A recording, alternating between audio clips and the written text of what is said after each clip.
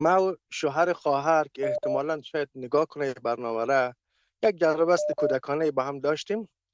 اینیالی او شوهر خواهر من کرده خواهر مرا و خواهرزادای مرا که بیاد دیدن ما بله. و معلوم 5 ماه 6 ماه که ندیدم اونا را. خودم که من شدم نمیتونم برم خانهشون، ولی بله.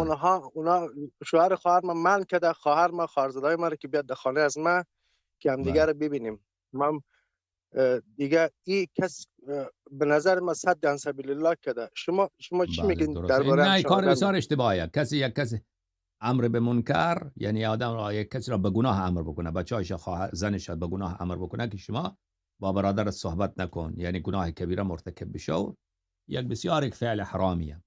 فعل حرامه. خب آدم باید امر درسته. بکنه به نیکی، امر بکنه به خوبی. حالا با یک کسی آزردگی پیدا شد، آدم باید عفو بکنه، ببخشه. ولو مثلا فرض بکنه حالا شما اشتباه کردی، شما یک حرفی زدی که ناحق بوده، حالا دیگر آدم باید عفو بکنه، ببخشه. اصلا کسی که از یک مسلمان دیگر شیعه دیگر آزرده باشه حق نداره بیش از 3 روز با او هم قطع کلام بکنه.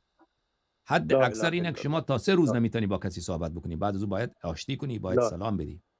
و اگر تقصیر ولو هم اگر از تقصیر طرف جانب باشه، تقصیر از جانب مقابل بوده، باید آدم عفو کنه، باید ببخشه و باید نیکی کنه. بله. یعنی و ما کسی باید بهش حق زنگ ندارد. بزنم. آره و هیچ. بله شما هر زنگ بزن، ایراد نداره، بسیار کار خوب میکنی.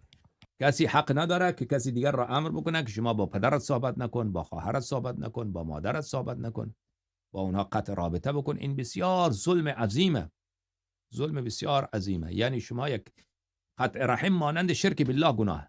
قطع رحم چطور گناه؟ چقدر مانند گناه کبیره است.